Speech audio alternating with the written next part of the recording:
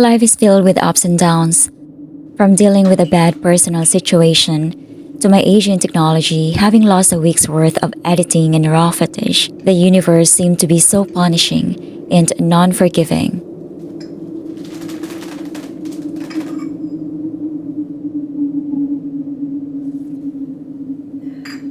But then, I look out at the sunrise, another sunset, the mountainous landscape, the blue sea.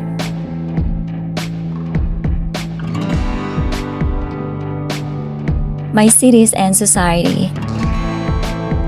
I think of the opportunities that are invisibly laid out ahead on my not yet traveled path, and I realize that I can only be grateful in that each setback is actually a lesson to be stored away in those files towards contentment and inevitable enlightenment. And I tell myself to remember, we are lucky to be living. As a very wise man once told me, always be grateful for what you have. Our flying time is approximately 55 minutes.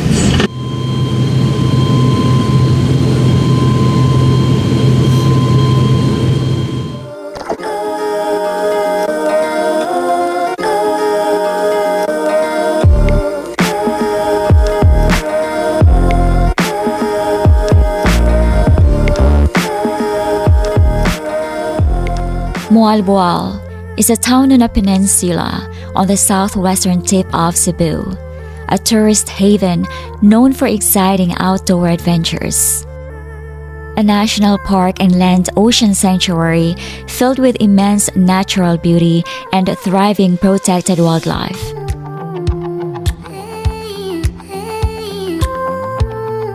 From swimming with the magnificent, huge and peaceful whale sharks in Oslo, to friendly sea turtles sailing through the current or along the reef of Pescador Island. Through schools of millions of hovering sardines of Panagsama Beach, or relaxing under the Tumalog Falls.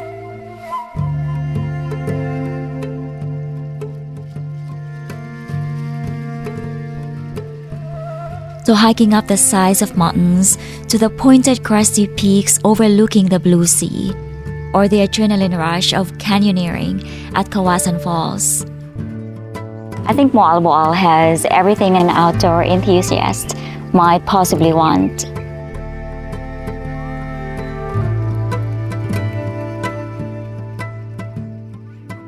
Yet, the clear and pristine turquoise waters slapping up against the rocks also creates a tranquil ambience, one of natural calm, a place where one can find meditation in nature, contentment in the serenity of the call of wild birds, and refuge on the cool white sands of the beaches and coastal shores. I have lived here once before.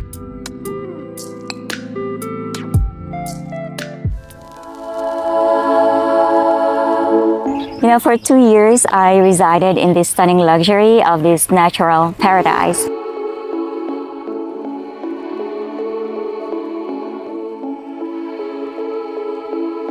It is a place I still consider to be a part of me and a place I have since dreamed of finding again.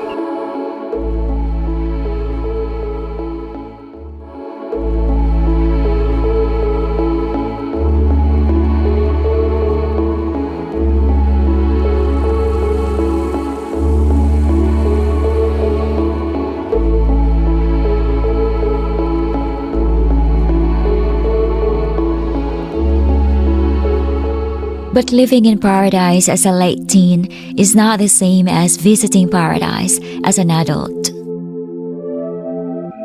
As a teen, I was mainly focused on my education and discovering how to become a social participant. I was not succeeding too well, and also on how to just simply survive. I mostly survived on the fringes in a much smaller town, which had few tourists, expats, or an array of restaurants.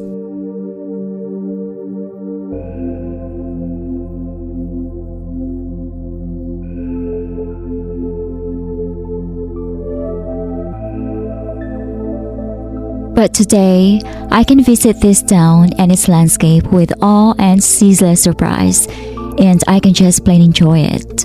As a teen, I had not even gone to the city, nor had I gone to Panagsama Beach. But returning to Moalboal every few years as a tourist brings me to a very different place, both physically and spiritually, where I can now appreciate what this place has to offer and also realize with more depth what it lacks. The one thing I immediately noticed is the growth in the expat population. There is a strong mix of both young visiting tourists coming to play and other retirees who now make Moalboal their home.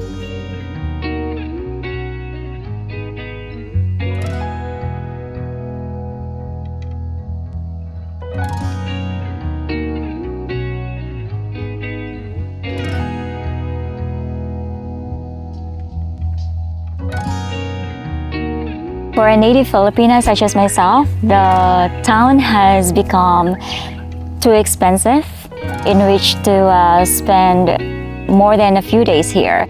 But for expats who either have a steady income or have work they can do remotely, as with other tourist havens in the Philippines, Moalboal is affordable, but only to a point, as food might be more comparable to that in their home countries, and rents are probably equal to living in Manila or other larger cities like Cebu.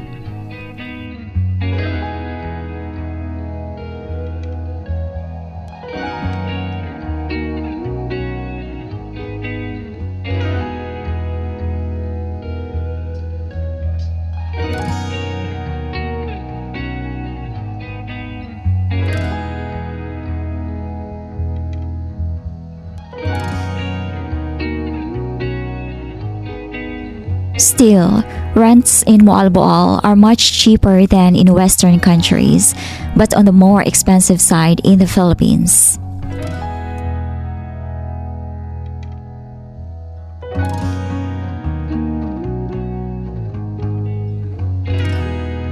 Currently, there are many more younger tourists visiting than older expats living here, so this lends itself to the feel of a party town. According to current statistics, over 500,000 tourists visit Moalboal and its surrounding enclaves each year.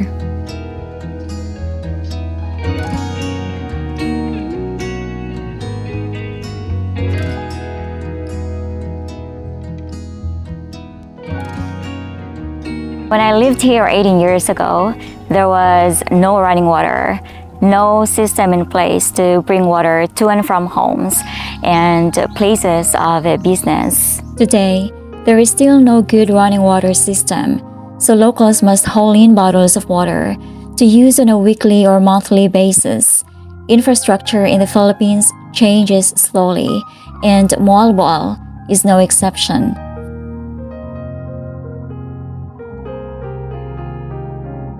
And for visitors, transportation on the peninsula can be expensive and inconvenient, so I find it best to just rent a scooter.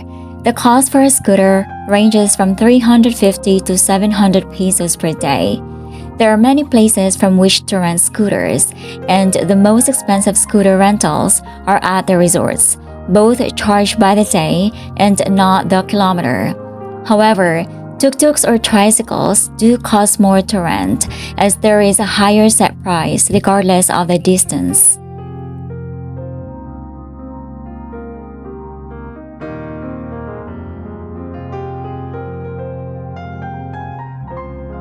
The climate of Moalboal from January through March is tropical and temperate between 30 to 34 degrees Celsius, with March and April being the hottest months of the year. The best time to visit Moalboal is between December, April, and May, but it is important to know that it can still rain during that time.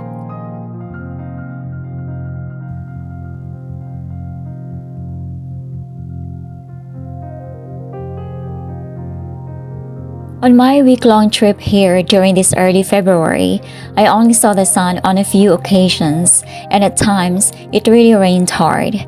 May through December is considered the wet season, with the wettest months occurring from June through September. But these dry season rains prevented me from doing the activities I always wanted to do. With this disappointment in mind, I am planning to do another trip very soon. On this next trip, I will plan on going to Oslo to swim with the whale sharks and to do the Kawasan Falls canyoneering trip. However, I did get to snorkel with the sardines, which I will talk more in depth about in later videos. And still, the beaches on Moalboal are some of the most inviting beaches in the Philippines, with white sand and crystal clear turquoise blue waters.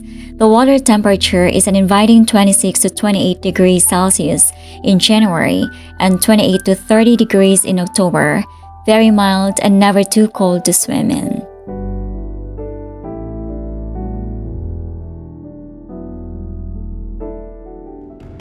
Panagsama Beach, where I swam with the turtles and sardines, had been devastated by Typhoon Rai or Odette in December of 2021.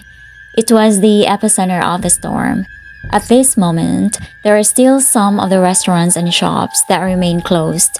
Although some new restaurants and shops have opened, it is still far from what it was before the typhoon. Over the next few videos, I will explore more specifically resorts and costs of alternative lodging.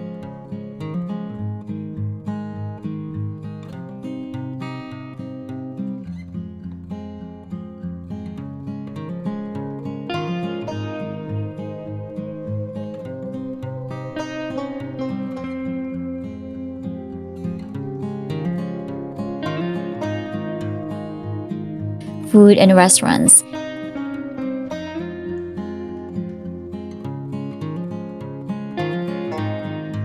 And of course, the experiences in the natural surroundings of this beautiful landscape that I enjoyed, which is really what brings me back here many times over the years since I left.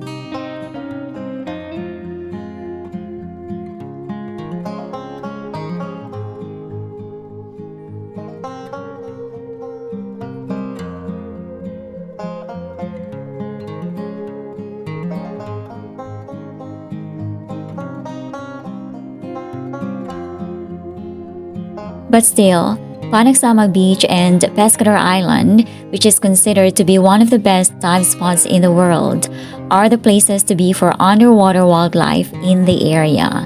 And there are numerous resorts that offer everything from restaurants that cover the gamut of foreign cuisine, Asian, American, or European dishes. Besides the nightlife, where I saw lots of young foreign tourists seeking the party life, there are many dive centers and resorts where one can learn how to dive and become a certified diver, or how to just improve their diving skills with qualified instructors.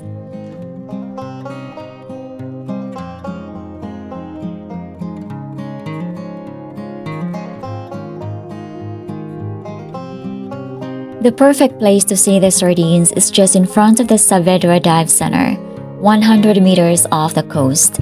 The locals call this the Sardine Run, where the sardines gather and hover all year round. Trips can be booked locally in town that include the boat ride to Pescador Island, the Sardine Run, and the Kawasan canyoneering trip, all in one package. But boats can also be booked to the island separately, and the trips can be individualized as well.